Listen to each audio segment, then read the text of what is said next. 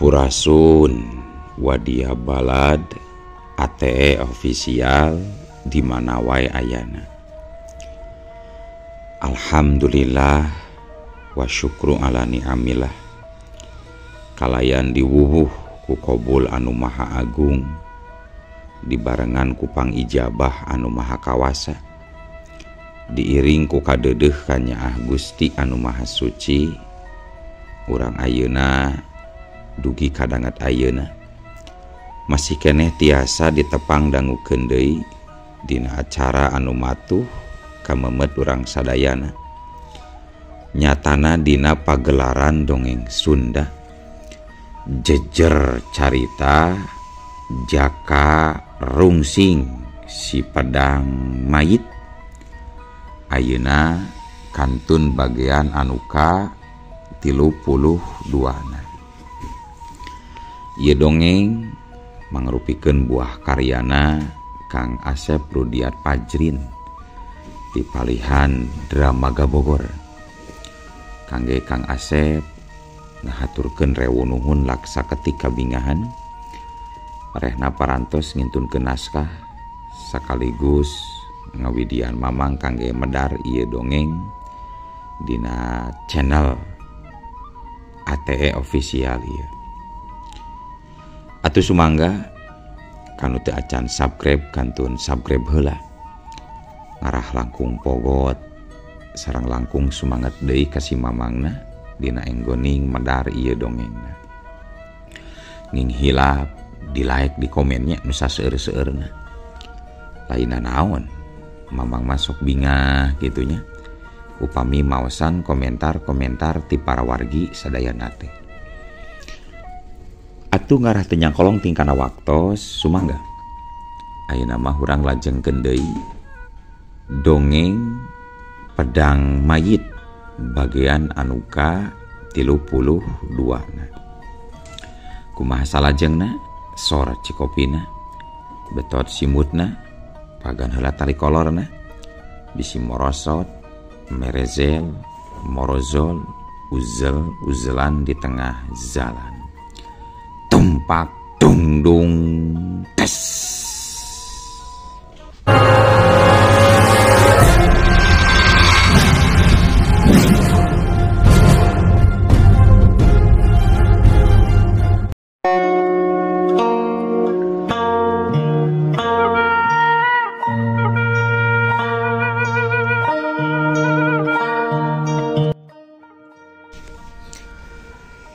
Para wargi sadayana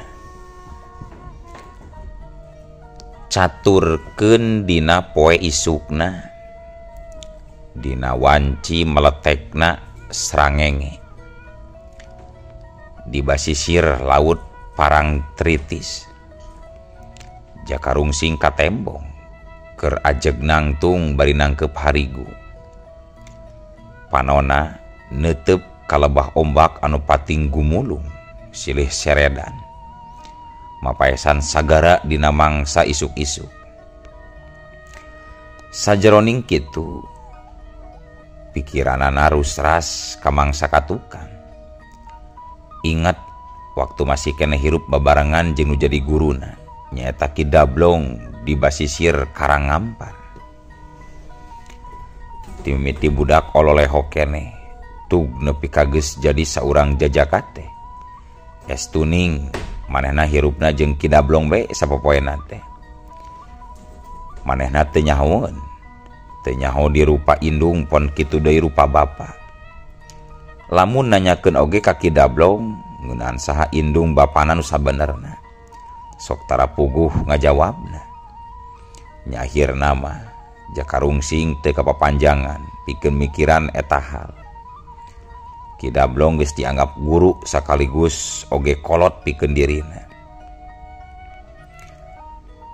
Ting gedeburna sora ombak nu diadu di basisir Parangtritis, sarta ting cericitna sora manuk laut lir wirahma anu keur mirig lamunanana Jaka Rungsing.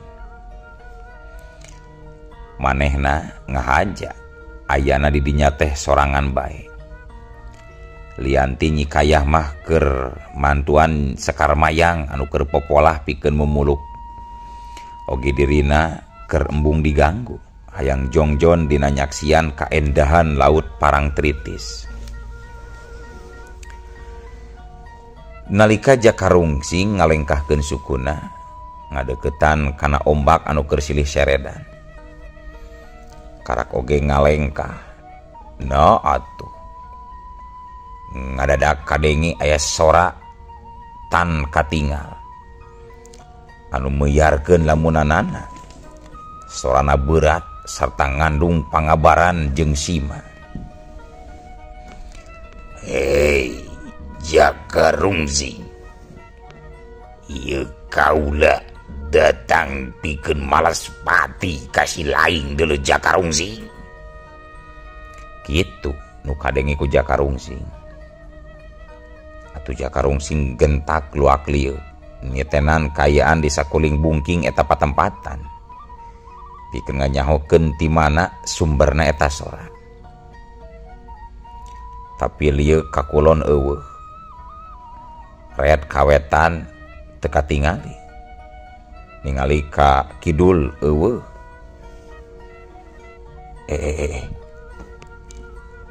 Nasaha anjeun teh euy? Jurig laut tawa lain euy. Euy, saha euy? Jurig laut lain euy. Cek Jakarungsing tumanya. Kitu nate bari gancang taki-taki. Sabab cek pikirna rek saha bae eta jalmana, tangtuna oge bakal boga niat goreng ka dirina. Komo tadi nong toreng pisan jelas kadengi kuceulina. Yen eta jalma boga niat rek Malaspati. Simpe jawaban. Tapi kejadian saterusna karasa ku Jakarungsing aya sambaran angin panas anu nyerang ka dirina. Siut atuh gancang curelat jeleng Jakarungsing loncat pikeun nyingkahan. Curali. Sadar kana kayaan yen dirina keur kaancam bahaya jiwana ku kakuatan anu teu katenjo.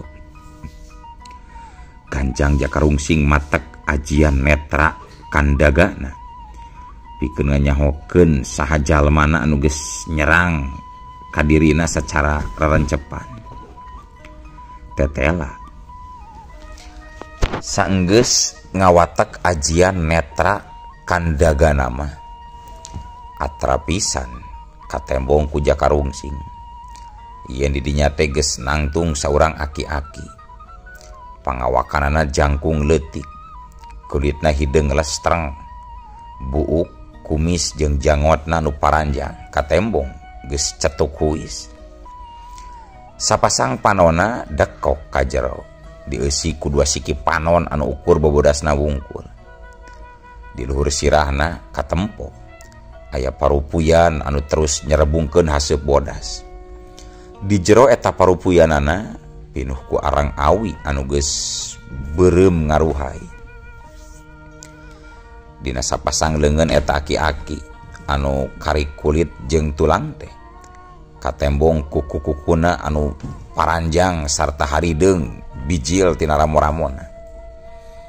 Horeng eta aki-aki teh tayalian tibah jalun siruhak iblis guruna Wiguna alias Juragan Karta. Manehna sanggeus dibejaan ku guru gaibna nyata yang Wanara Sakti anu mangrupakeun siluman monyet. Yen Jakarungsing bisa ngarubuhkeun tilu urang anak buahna utusanana nya kapaksa manehna turun tangan nyusul ngudag-ngudag Jakarungsing nepi ka parat nepi ka Parangtritis. Uluh geuning aya anu dagang parupuyan ya teh euy. Atuh tong nyumput ari dagang maki euy. Moal payu meureun dagang naoge ari suculumputan maki. Bah Jalun rada luas oge. Sanggeus nanyaho Jakarungsing bisa nenjo ka dirina teh. Sabab ilmu halimunan anu digunakeunana mangrupakeun hiji ilmu ngaleungit anu kawilang luhur tingkatanana. Kari-kari ayeuna Jakarungsing bisa nempo ka dirina. bener hebat ieu budak teh. Bisa nembus panghalimunan aing. Boa-boa aing tadi babatukan oge kadeng ieun ku manehna. Gitu garantesna hate Bah Jalun dina waktu harita. Kalah ngahulang tarik geuning kieu euy. Ruasnya. Pedah uing bisa nempo kaki-aki anu geus bau taneuh jiga teh ki. Cek Jakarungsing mimiti mancing amarah lawan. Montong loba teuing ngabeangus hareupeun dewek sia beunceuk. Duh ulu galak geuning aki-aki teh euy. Tapi teu aneh ketang ari aki-aki geus bau taneuh mah biasana sok kitu sok galak. Ambek gede nyatu beuki ari tanaga eueuh alias letoy tinggal ngadupak seutik oge ti naon ti dagor. Kurang ajar di podaran sia guaing beunceuk rasakeun sia hiat.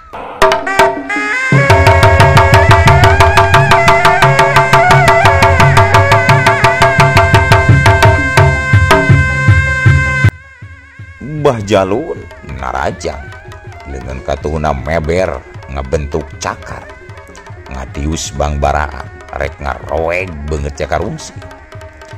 Tayoh nama Bah Jalun teh kahudang amarahna ku caritan Jakarungsing anu ngoan. Oh, hiat ku ajlung. Jakarungsing ngagajleun ka gigir pikeun nyingkahan cakaran Bah Jalun. Ke heula tuh ki euy, ke heula bitan ke heula. Ieu teh naon masalahna ki? Tepugu beureum bodasna ieu teh. Wawuh gento panggih oge karak ayeuna nah ujug-ujug nyerang kitu ka uing ki euy. Gua edan aki teh euy. Gandeng jajuri. Ieu di sisi lain hayang nyao. Dewek nu ngaranna Bah Jalun Sirwak Iblis. Guruna si Wiguna alias Juragan Darta anu geus dipodaran nu geus laing dilebeuceun. Kadatangan dewek jauh-jauh ka dieu pikeun males pati kasih lain sia setan anu geus ngojoran tilu anak buah dewek balad-balad si Salasi jeung Ki Acun sia juri. Cek Bah Jalun sapasang leungeunna ka tembok ngageleter tanda ninggeus dieusi ku tanaga lapisan jeung elmu kadugalan. Oh, guruna Wiguna jadugna karamantar geus tangkorak lain ki.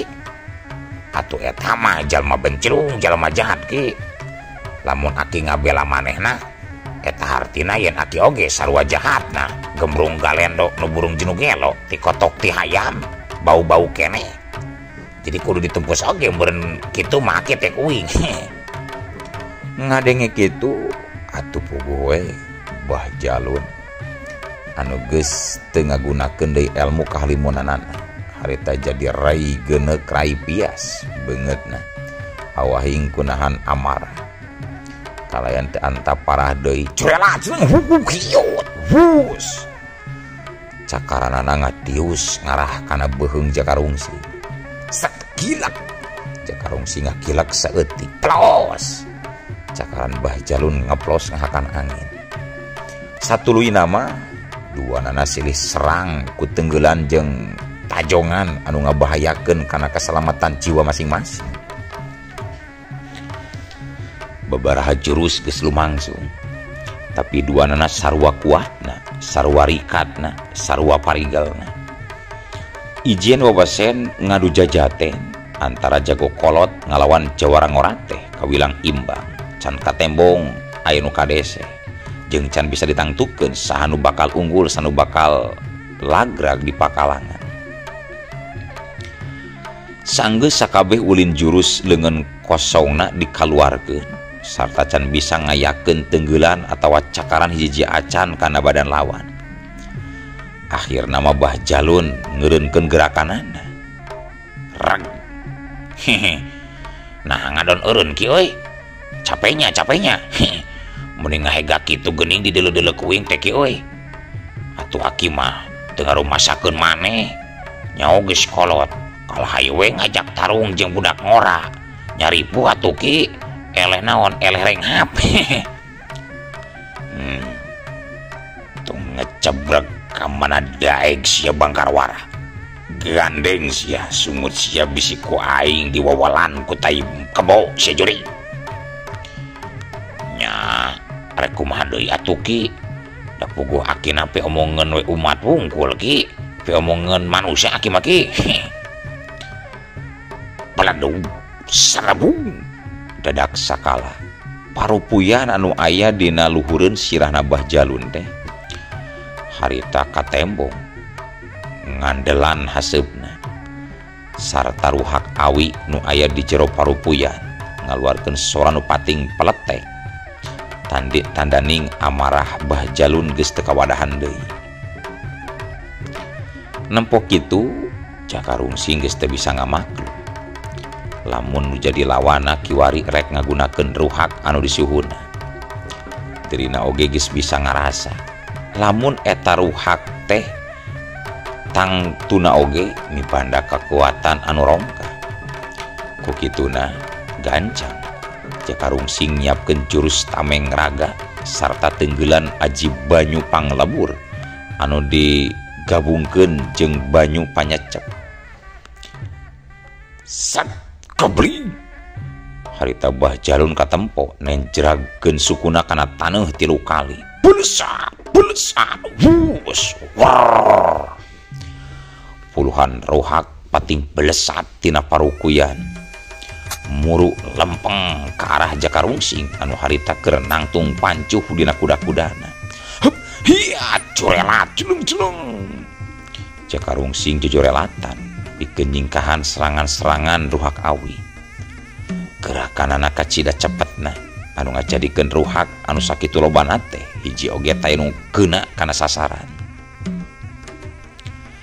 Ruhak-ruhak anu nyaramos tina sasaran teh terus bae nyuruwuk anu akhirna mating beledag sarta ngariles sanggeus nyaruk-seruk kana kesik laut. Pes dua nempo seranganana gagal Bah Jalun nenjrag deui bumi. Siat gobling siga tadi deui bae tina parukuyan anu keur disusuhuna teh ting belesat ruhak-ruhak anu burhaiber. Bener cek Jakarungsing yen eta ruhak teh lain ruhak biasa lamun heugeuna kana awak teh mah geus tangtu bakal tembus ngorowot kulit jeung daging sarta ngabalukarkeun ajal perlaya.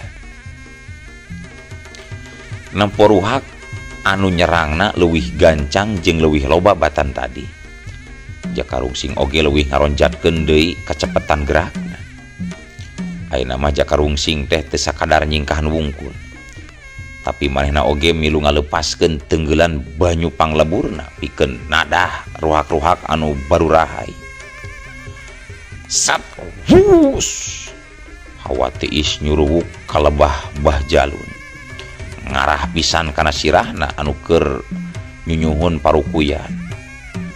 Bubuhan jawara kolot anu geus leber ku pangalaman gancang bae Bah Jalun ngelok saeutik wud gilak sambaran angin panglebur jagat liwat sasenti luhureun parupuyan. Najan eta tenggelan teh teu keuna kana sasaran, tapi pikeun Bah Jalun mah jadi rada ngarenjag oge sabab karasa ku manehna sambaran angin anu liwat di luhureun sirahna teh kasida tiis jeung nyalecepna. Eta geus bisa dipastikeun lamun nu jadi lawan keur mareuman ruhak iblis anu keur disuhuna. Bukaun ilmu nu kitu patut geuning si beunceut teh. Aing teu meunang gagabah kaya kieu mah. Paingan si cangklong setan jeung si Nini Sulasi nepi ka kabinasa. Tetela geuning hebat oge ieu mangkruk si beunceut kurang ajar teh. Kitu galecokna teh Bah Jalun ngupat musuhna. Ngarasa serangan gagal, sat gancang Jakarungsing ngayakeun deui serangan susulan. dengan kencana mata pikeun ngalepaskeun tenggelan banyu panyacep. Wut wus barasat. Hawa tiis ngabarasat ngabelesat nyurubuk ka lebah Bah Jalun. Nempok itu burilah sapasang panon Bah Jalun ngaburilah. Tina siki panon anu ukur bobodasna wungkul teh ngadadak barasat dua cahaya beureum anu mapag kana datangna samberan angin anu dilepaskeun ku Jakarungsi. Wus bruak duar geleger. Kadenge sora anu ngabeledag tur ngaceleger tarik naker waktu bantrokna dua kakuatan. Carijug carijug carijug. Bah Jalun nepi ka mundur dua depa ka tukang. Sapasang matana karasa perih. Sedengkeun Jakarungsing oge sarua mundur dua depa leungeun katuhuna karasa sing sireumeuh. Kurang ajar. Bener-bener hebat ieu beunceuk teh. Ajian polotot dewa milik aing oge bisa diungkulan ku manehna. Edan. Cek Bah Jalun ngakrentes dina hatena bari ngakremet nafsu. Sanggeus nyalurkeun hawa murni kana leungeun katuhuna pikeun miceun komper jeung sing siremeunana. Katempo harita Jakarungsing nangtung pancuh bari nyiapkeun deui tenggelanana. Nempo nu jadi lawan geus ngawangun deui pasangan. Bah Jalun oge teu cicingan. Mahena gancang ngawatek ajian sang kalageni anu geus kacangking sapinuhna tutug sampurna ku dirina. Nalika rengseng geus matek ajian sang kalageni katempo Jakarungsing geus ngolebat miheulaan naraja. Curela jeung sabrut. Ayeuna mah Jakarungsing teh ngagunakeun ajian gelap sayuta pikeun ngagempur Bah Jalun. Bah Jalun anu geus sayaga diri sarta ngalapisan badana ku ajian sang kalageni. Harita mapagkeun tenggelan Jakarungsing ku jalan ngasongkeun sapasang cakarna. Wus gablug solonto dalik deung. Jakarungsing kadorong mundur dua lengkah ka tukang. Sedengkeun Bah Jalun anggar kukuh pancuh dina tangtunganana. Edas. Kuat oge euy aki-aki teh we. Aduh. Awak nangan ukur salambar oge meuni teu rieg-rieg acan dihantem ku gelap sayuta wing teh we. Edan di aki-aki we. Kitu gerentes hate Jakarungsing dina waktu harita. Dina kayan hatena anu meti sabil. Ras Jakarungsing inget kawiguna anu geus hasil dibinasakeun sabaraha waktu ka tukang ku dirina. Pan aki-aki anu kiwari keur sang hareupanana teh mangrupakeun guruna wiguna pisan. Tangtuna oge ilmu-ilmu anu dipibanda oge. Tangtuna oge ilmu-ilmu anu dipibanda ku si aki oge teh jauh jeung ilmuna wiguna. Jadi taya hartina lamun terus nyerang ku tenggelan. Sabab geus kanyahoan yen kalemahan elmuna teh aya dina liang taina. Dumasar kana pamikiran eta Jakarungsing geus teu mikir panjang deui. Tuluy bae manehna ngalugas pedang mayit tina warangkana. Sreng kebur. Seperti biasa cahaya beureum ngaburahay anu dibarengan ku nyambuangna bau bangke. Minuhan sakuling pungking eta patempatan. Serak Jakarungsing ngawangun jurus ulin bedaug digas papas langsung dina tingkatan anu pangluhurna. Nempo tata gerak sarta pakarang anu keur dicekal kudu jadi lawana. Bah Jalun sadar kana kayaan. Gancang mahena ngaroncatkeun deui kekuatan aji sang kalagenina. Aduh, Ki, tadayu Ki, ciat, jeleng, sabrut, kolebat. Pedang mayit harita ngolebat, barang jeung luncatna Jakarungsing pikeun narajang kanu jadi lawan. Jeleng, Bah Jalun loncat nyingkahan. Tapi Jakarungsing teu mere kasempetan kanu jadi lawan. manehna terus bae ningker Bah Jalun kuruntuyan serangan tigas papasna pedang mayit. Jurus tigas papas kacida cepetna dina ngulinkeun pedang mayit anu keur dicekelna. Sabaraha kali anggota badan Bah Jalun kasabat ku pedang mayit, tapi tetela eta pakarang teh teu neurak kana teas kulitna Bah Jalun. Dina runtuyan serangan anu satuluy nama Jaka Rungsing leuwih musirkeun serangan anak kana lebah bujurna Bah Jalun anu jadi kalemahan Aji Sangkala Geni. Sadar yen lawan ngarah bae kana bujurna atuh Bah Jalun mimiti sambil cek pikirna tangtu musuhna teh geus nyahoeun kana titik kalemahan dirina. Ku kituna sateka polah Bah Jalun terus nyingkahan sakabeh panarajang Jaka Rungsing. Sabaraha jurus geus lumangsung katembong tanaga Bah Jalun mimiti leuseuh ngurangan. Gerakan-gerakanana geus teu sagancang tadi. Tuk nepi ka dina hiji kasempetan mah Jaka Rungsing bisa nyabetkeun pedang mayitna kana lebah parupuyan anu aya dina sirahna Bah Jalun. Sanggeus eta aki kakarak pisan bisa nyalametkeun bujurna tina rojokan pakarang Jaka Rungsing. Satsubrak parupuyan ancur mancaura saharita. Arang-arang ruhak awi anu ruhai nu aya dina parupuyan paburisan. Hadena bae tigasan pedang mayit teh teu keuna kana bebatok Bah Jalun. Lamun sug nepi ka keuna teh mah najan oge teu teurak. Tapi ari lieur-lieur acan mah pasti kudu. Renghap Bah Jalun ngarenghap ngatur napasna. Ruas pacampur jeung ambek tayona mah. Rek teu kitu kumaha sabab eta parupuyan teh mangrupakeun pakarang pusaka sakaligus nu jadi titik kekuatan inti dirina. Ku ancurna eta parupuyan kakuatanana oge jadi milu ngurangan. Sadar kana kaayaan anu teu nguntungkeun kana dirina sarta rumasa geus teu untupan deui pikeun neruskeun eta lumaku tarung. Kentak Bah Jalun ngacorelat luncat ngajaul ka tukang ngajauhan Jaka Rungsing. Corelat celeng cure cere sanggeus aya dina jarak anu rada anggang. Katembong Bah Jalun meremkeun sapasang panonna anu dekok sarta kadenge Bah Jalun siga anu keur ngomong sorangan.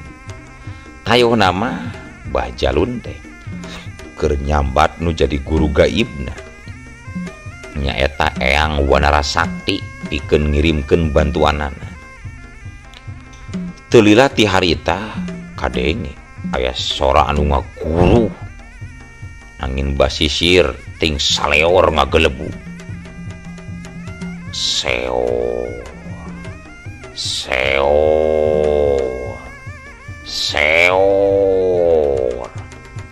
saking ku tarik-tarikna angin nembak kesik laut anu ditincak ku Jaka Rungsing karasa inggeun. Sanggeus kitu teuing ti mana jolna didinya geus nyampak monyet-monyet anu kacida lobana. Kalayan teu dikomandoan deui eta wadia balad monyet teh tuluy nyerang pating gerak jeleng ka Jaka Rungsing. Uk-ak.